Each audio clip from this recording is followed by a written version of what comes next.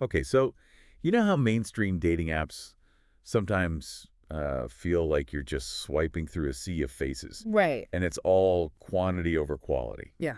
Well, today we're diving deep into something kind of different, a breath of fresh air, you could say. Okay. Niche dating apps. Oh, interesting. Yeah, so think of apps specifically designed for, let's say, vegans Uh-huh. or farmers Okay. or even people who love to knit, you Oh, know. wow. Find that special, someone who really gets your obsession with alpaca yarn. Yeah, that's really smart, actually. Right. And you know what's fascinating? What? I was reading some research, and it turns out that user engagement is like 30% higher on these niche platforms compared to those big mainstream giants. Oh, wow. That's significant. It is, right? And it makes sense because it's all about connecting with people who share your passions right off the bat. Totally. So less time swiping, more time actually connecting. I like it. So we've got a ton of research articles all about how these niche dating apps actually work. And we're going to break it all down for you, Awesome. from the business model to the must-have features and everything in between. Sounds good. So let's start with the why behind these niche platforms. Okay. What's the appeal? Why are they gaining so much traction?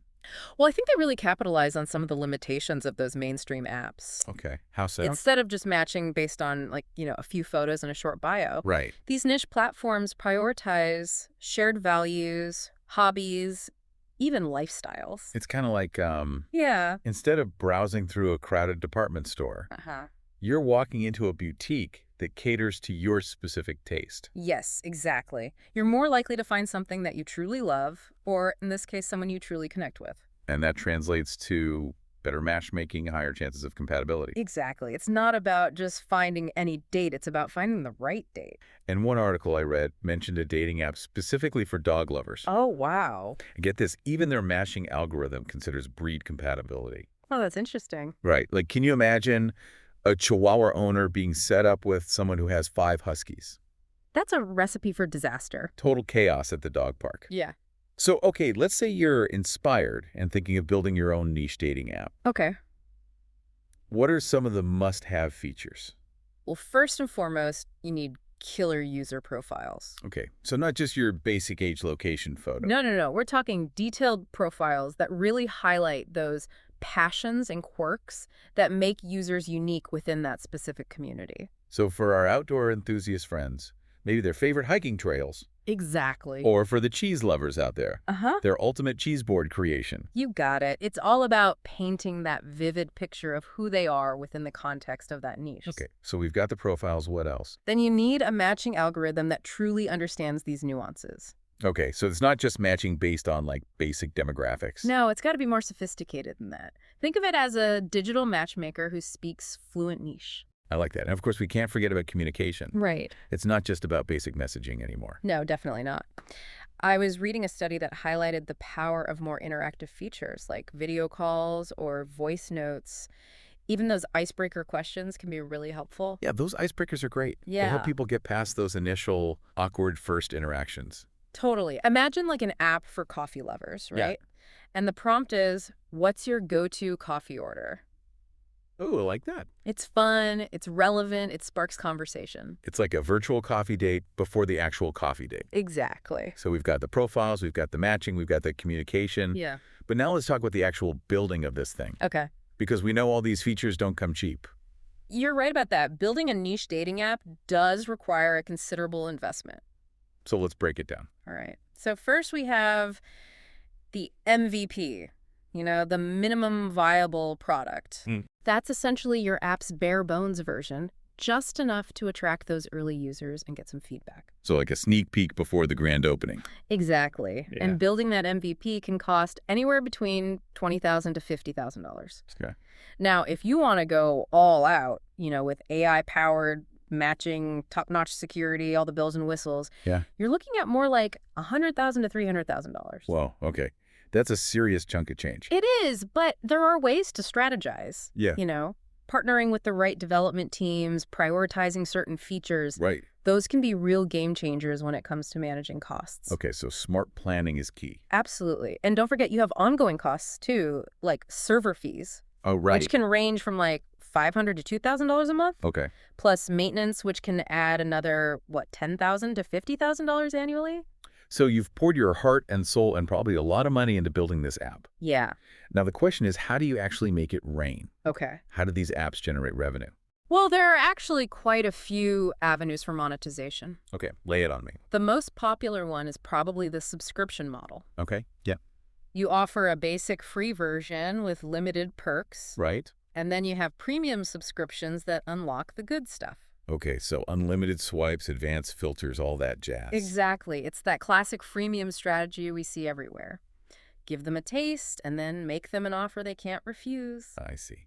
But what about those users who want to stay free, but maybe they need a little boost? Ah, well, that's where those in-app purchases come in handy. Okay. Think like boosts to increase profile visibility or those super likes. Oh, yeah. Little psychological nudges that can be incredibly effective. Of course, we can't forget about good old-fashioned advertising. Right. But one report I read really emphasized the need for strategic partnerships, Yeah. like aligning with brands that actually resonate with your niche. Absolutely. You don't want to just bombard users with ads for products they'd never consider. Keep you relevant, right? Exactly. And here's one that often gets overlooked: affiliate marketing. Oh, interesting. Tell me more. Imagine collaborating with like dating coaches, relationship experts, even event organizers. Okay. You're essentially creating an ecosystem around that dating experience. So it's more than just an app. It becomes like a hub for Exactly. everything related to that niche. Exactly. Maybe I like that. And let's not forget about events and memberships, That's right. whether it's virtual meetups, exclusive in-app communities. Yeah. It's all about cultivating that sense of belonging, Community. shared experience. So it's more than just an app. It's like a community. Yeah. A lifestyle, maybe even a movement. I like that. But let's be real here. Even with the perfect features and the best monetization plan, Yeah. getting people to actually use your app, Right. that's a whole other challenge. It is a challenge, absolutely. Marketing for these niche dating apps, it's all about precision. Okay. Forget those broad generic campaigns. We got to get laser focused. So no more cheesy billboards.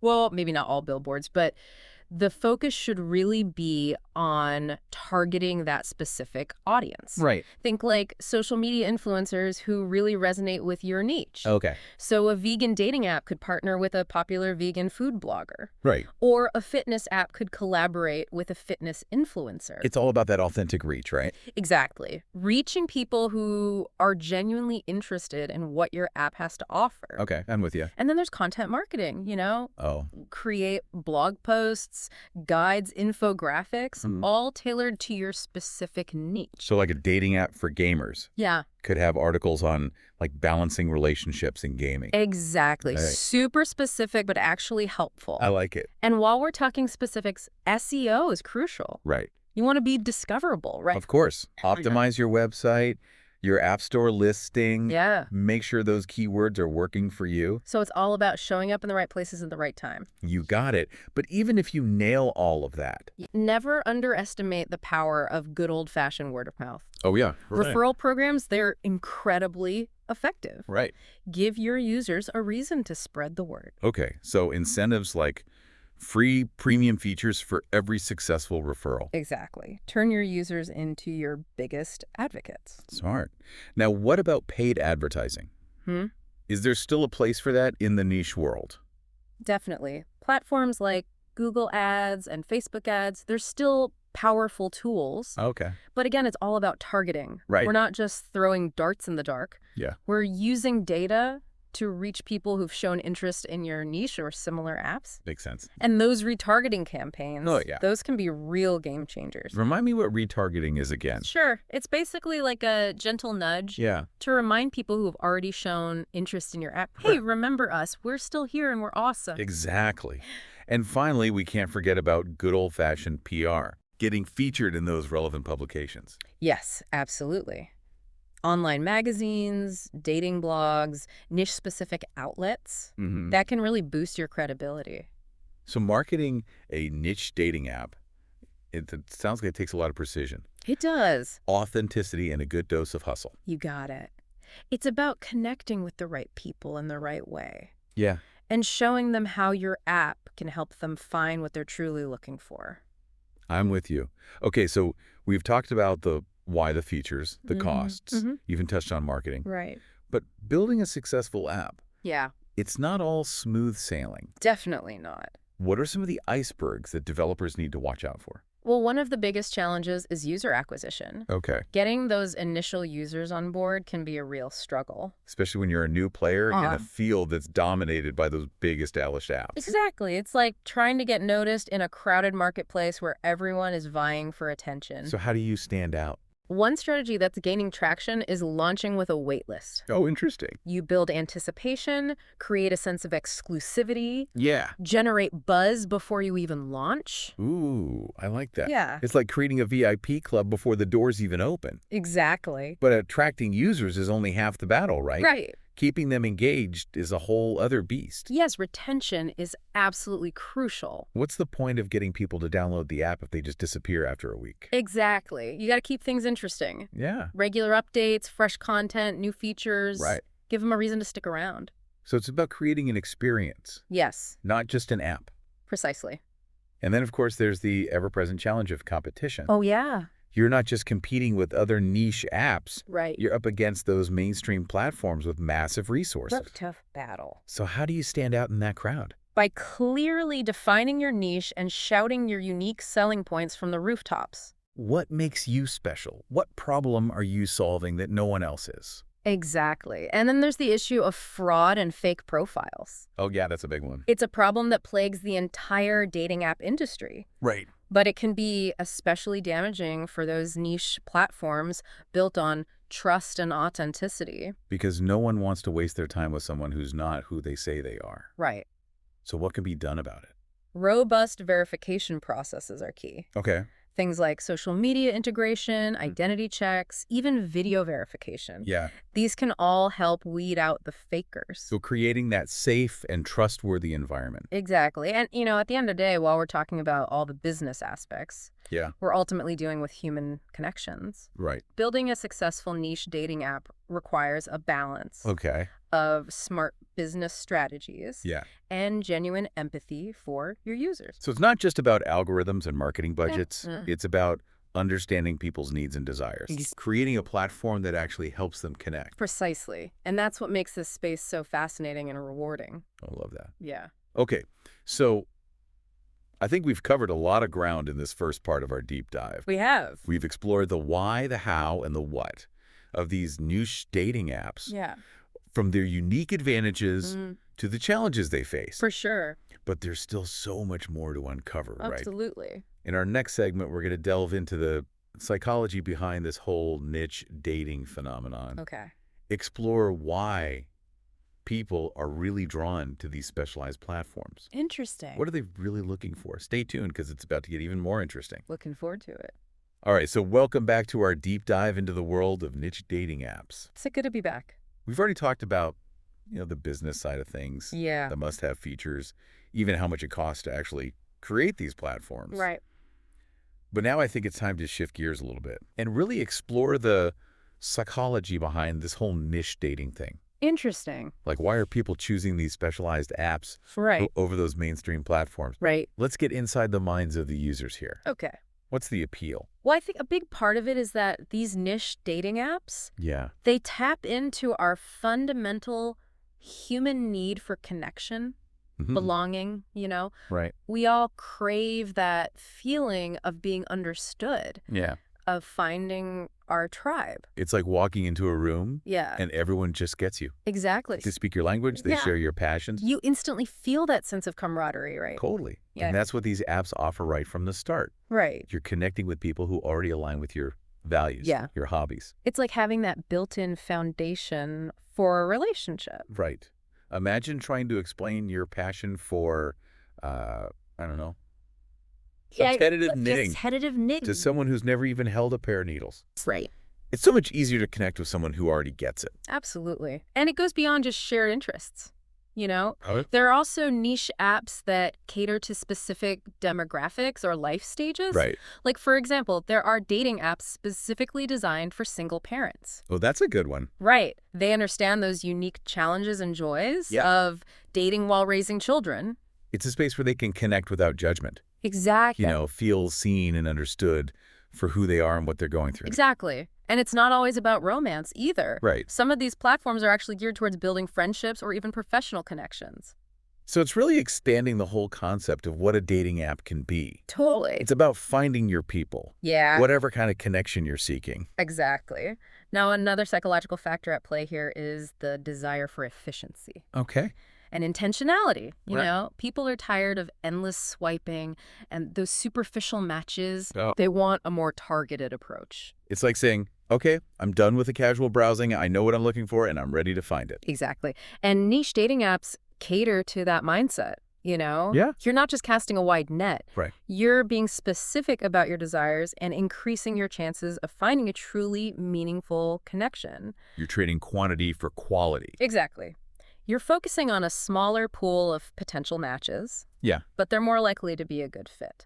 Makes sense. And that can be such a relief for people who are serious about finding a lasting relationship. Absolutely. And then there's also this element of self-selection and validation. Okay, break that down for me. So by choosing to use a niche dating app, Yeah. you're kind of making a statement about yourself. Yeah. You're saying, this is important to me. This is part of who I am. Right. And when you find other people who share that passion or lifestyle, Yeah. it can be incredibly validating. It's like finding your space where you feel celebrated for being your true self. Exactly. It's about feeling seen, accepted, understood. Right. And that can be a powerful motivator for choosing a niche platform. Okay, so niche dating apps seem to offer a lot of benefits. They do. But are there any potential downsides that we should be aware of? Well, there are a few things to keep in mind. Okay. One concern is that, these apps could create echo chambers Okay. where users are only exposed to people who share their exact views. Oh, if you're only interacting with people who agree with you all the time, Right. you might miss out on some valuable perspectives and growth opportunities. Exactly. It's important for users to be aware of that potential pitfall Yeah. and to actively seek out diverse viewpoints. Even within their own little niche communities. Absolutely. So it's about finding that balance, Yeah. between finding your tribe Right. and challenging yourself to step outside your comfort zone. Okay, good point. Any other potential downsides? Well, another thing to consider is that these niche platforms, they could unintentionally create barriers for people who don't fit neatly into a specific niche. So someone might identify with multiple niches, Right? or maybe they feel like they don't fully belong to any one group. Exactly. So it's really crucial for developers to be mindful of inclusivity, Hmm. and to create platforms that welcome a wide range of users. It's like finding that sweet spot Yeah. between being specific Right. and being open-hearted. Absolutely. Now let's shift our focus for a second Oh. to the developers behind these apps. Okay. What are some of the biggest challenges they face Yeah. in creating these successful niche dating platforms? Well, we know competition is fierce out there. It is. Thousands of dating apps, all vying for attention. So many. How do you stand out in such a crowded marketplace? That's a great question. And I think one of the biggest hurdles Yeah. is clearly defining their niche Okay. and really differentiating their app from the competition. So it's all about answering those questions like, what makes you unique? What Yeah. problem are you solving that no one else is? Exactly. And then there's that challenge of user acquisition. Oh, yeah. We talked about that earlier. You did. It's worth emphasizing, though, because it's a big one. It is. Getting those first users on board, it can be a real uphill battle. It's that classic chicken and egg scenario. Right. You need users to attract more users. Yeah. But how do you get those initial users in the door? Targeted marketing is key. Okay. They really need to be strategic about reaching their ideal audience. And partnerships, collaborations. Absolutely. We talked about affiliate marketing, working with influencers. Those can be game changers, Yeah, especially for a new app. right. And then, of course, you've got the challenge of user retention. Oh, yeah. Huge. It's one thing to get people to download the app, Mm-hmm. but it's another thing to keep them coming back for more. You want them to stay engaged. Right. You want to create an experience that keeps them invested in the platform. Exactly. And that's where those features like personalized matching come in, Yeah, engaging content, right. a strong sense of community. It's about creating an app that feels like more than just an app. Exactly. It's a place where people can connect, share Mhm. their passions, Mm. and build meaningful relationships. Okay, so we've talked about the user side of things. Yeah. But let's not forget about the financial side. Right. Developing and maintaining a dating app can be pretty expensive. It can. Finding the right monetization strategy Mm-hmm. is absolutely crucial. It is. We've talked about the various options, Right. subscriptions, In-app purchases. advertising events, memberships. Right. It's all about finding that balance. It is. You don't want to nickel and dime your users, Yeah. but you also need to keep the lights on. You got to pay the bills, right? Exactly. And in an industry as fast-paced as this one, Oh, yeah. developers need to be adaptable and innovative. Absolutely, because this dating app landscape, Yeah. it's constantly evolving It is new trends are emerging all the time. all the time. Developers have to be willing to experiment, Mm-hmm. to adapt to user feedback, Right. to constantly look for ways to improve their platforms. It's a digital arms race out there. It is. But at the end of the day, Yeah. it's all about creating a product that people love Right. and that genuinely helps them find what they're looking for. Okay, so we've talked about the psychology behind niche dating apps, Yeah. explored the challenges faced by developers. Right. But now I think it's time to look ahead. Okay. In our final segment, we're going to shift our focus to the future. The future of dating. What trends are on the horizon, Yeah. and what might the long-term impact of these platforms be? Stay tuned. It's going to be good. Welcome back to our deep dive all about niche dating apps. It's great to be here. We've covered so much ground already. The business side, Yeah. the psychology behind it all, Mm-hmm. even all the challenges that developers face. Right. But now it's time for the fun part. Okay. We're going to put on our futurist hats, Okay. look into our crystal ball, and see what the future holds I love it. for niche dating. So what's next? What's coming down the pipeline? Well, the dating app world, it's always evolving. Oh, yeah. Always changing. And one trend that I'm really seeing is this rise of what we call hyper niche platforms. Hyper niche. Okay, so we're talking even more specific Maybe more specific. than what we've already talked about. Yeah, so beyond just like vegans or dog lovers. Okay, give me an example. All right, so imagine a dating app Yeah. specifically for people who collect vintage postcards. Vintage postcards. Okay. Or people who exclusively listen to 80s synth pop. Right. All right. Or maybe people who are passionate about bonsai tree cultivation. Wow. Okay, so we're talking like really, really niche. Really neat. But are there even enough people Yeah. in those super specific categories Right. to make a dating app viable? You might be surprised. Okay. And remember, it's not just about romantic relationships anymore. Right. It's about finding those people Yeah. who truly understand your passion. Your tribe. Exactly, no matter how unique those passions might seem. Okay, so the smaller the niche, the stronger the bond, potentially. I think in many ways, yes. Interesting. And how is technology adapting to all of this? Well, technology is also evolving, to Uh. cater to all these very niche desires. Mhm. And I think AI and machine learning, they're going to play a huge role. Okay, so we talked about algorithms before, Right.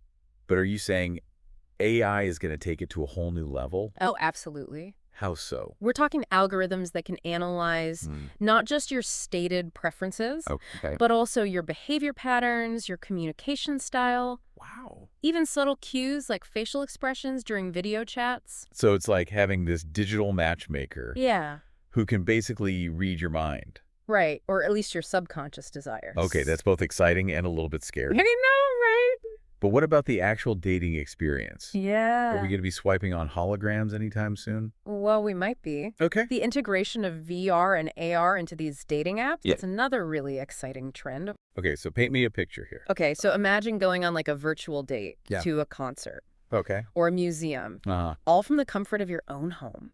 So you can really get a feel for someone's personality, Yeah. interests, without even having to leave the house. Exactly. And that's a game changer, Yeah, especially for people who get nervous about first dates.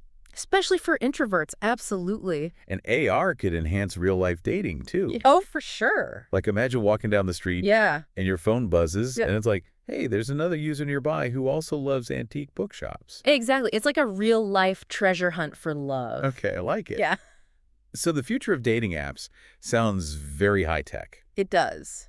But what about the human element? Right. We've talked about authenticity and safety. Yeah. Are those still going to be priorities? Absolutely. In Well, yeah, fact, okay. I think there's a growing emphasis on creating these safer, more trustworthy dating environments. Mm. We're seeing these more robust verification processes, Yeah. things like social media integration, video verification. They're becoming much more common. So it's getting harder for those catfish to slip through the cracks. Exactly. And there's this growing movement, I think, Yeah. towards transparency and accountability in the industry as a whole. Okay. Users, they're demanding these safer platforms, and developers are listening. Good. They should be listening. They should be. So big picture, Yeah. what kind of impact do you think these niche dating apps are going to have on society in the long run? That's a really complex question. It is, yeah. But I think on one hand, Yeah. these platforms, they're providing more choices, more opportunities for connection Right. than ever before. Yeah, you're not limited by geography or your social circles anymore. Exactly. You can connect with people who share your passions no matter how niche they might be. It's like creating this global village of shared interests, I like that. a place where everyone can find their tribe. Exactly. But it's important to be mindful of the potential downsides, too. Okay, like what? Well, there's a risk of fragmentation, Okay. of people retreating into these little echo chambers Yeah. and losing the ability to connect with those who are different from them. Right, it's like that old saying, Yeah. if you're always the smartest person in the room, you're in the wrong room. I love that. You need to challenge yourself. Yeah.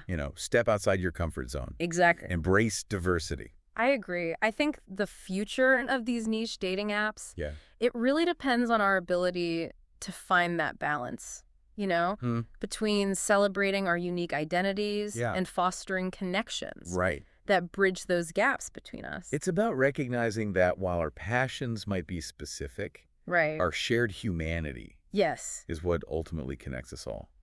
Beautifully said. I think that's a great note to end on. It is. We've covered a lot of ground today in our deep dive into the world of niche dating apps, A lot of ground. from the business models to the psychology, the challenges, The future. the future possibilities. It's been quite a journey. It has been a huge thank you to our expert for being here today and guiding us through this fascinating world. My pleasure. And to our listeners, we hope this deep dive has sparked your curiosity, Yeah. giving you a deeper understanding of this ever-evolving world of niche dating apps. Absolutely. So whether you're a seasoned dater, Mm. a curious observer, or maybe even a budding app developer, Yeah. we encourage you to go out there, explore those possibilities, and connect authentically. Couldn't have said it better myself. That's a wrap on this episode of The Deep Dive. Thanks for having me. Until next time, keep exploring, keep connecting, and keep diving deep.